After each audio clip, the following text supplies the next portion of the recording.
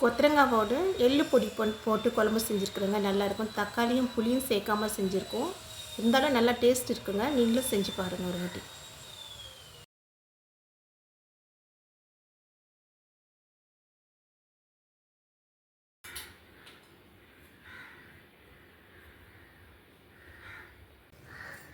ஒரு table spoon எண்ணெயை சேர்த்துக்கலாம்.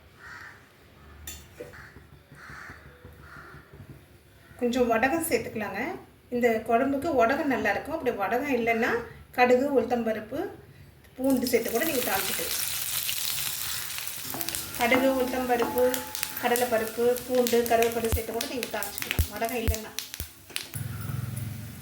வடகம் வறுபட்டுடுச்சுங்க. 3 பல்லு பூண்டு தட்டி சேர்த்துக்கலாம்.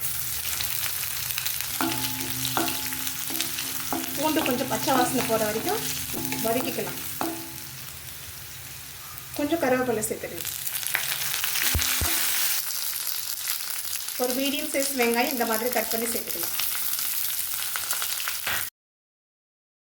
வெங்காயம் 50% வதக்கிக்கலாம். 50% வதக்கினா தான் நல்லாயிருக்கும். சில குழம்புங்களுக்கு நல்லா வதக்கணும், சில குழம்புங்களுக்கு லேசாக வதக்கினாலும் போதும். வெங்காயம் வதங்கிடுச்சுங்க. இப்போ 1/4 டீஸ்பூன் மஞ்சள் சேர்த்துக்கலாம். ஒரு வாட்டி கலந்து விட்டுட்டு 1/4 கிலோ கொத்தவரங்காயங்க இந்த மாதிரி கட் பண்ணி கொத்தவரங்காயும் சேர்த்துடலாம். ஒரு 3 நிமிஷம் வதக்கிக்கலாங்க. ஒரு டீஸ்பூன் மிளகாய் தூள் சேர்த்துக்கலாங்க. குழம்பு மிளகாய் தூள் உங்கள் காரத்துக்கு ஏற்ற அளவு நீங்கள் சேர்த்துக்கோங்க. தேவையான அளவு உப்பு சேர்த்துக்கலாம். ஒரு வாட்டி கலந்துக்கலாங்க. இந்த குழம்புல நம்ம தக்காளி சேர்க்கலை. தக்காளி சேர்க்காமல் செஞ்சால் நல்லா டேஸ்ட்டாக இருக்கும். தேவையான அளவு தண்ணி சேர்த்துக்கலாங்க. இந்த காய் வேகிறதுக்கும் கிரேவிக்கும் தேவையான அளவு தண்ணி சேர்த்துக்கலாங்க. மூடி போட்டு மீடியம் ஃப்ளேமில் காய் வேகிற வரைக்கும் வேக வச்சுக்கலாம்.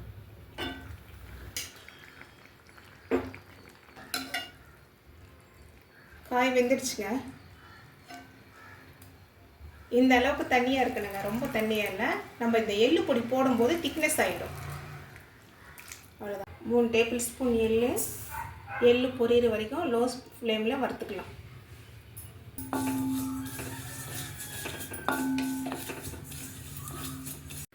வறுத்து வச்சுருக்கிற எள்ளு மிக்ஸி ஜாரில் சேர்த்துக்கலாம்.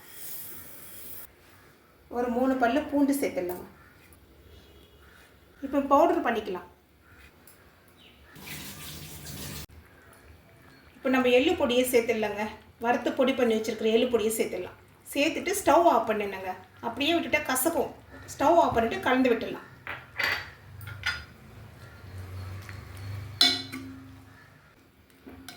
அவ்வளோதாங்க. எள்ளு பொடி போட்டது திக்னஸ் ஆகிடுச்சு பாருங்கள்.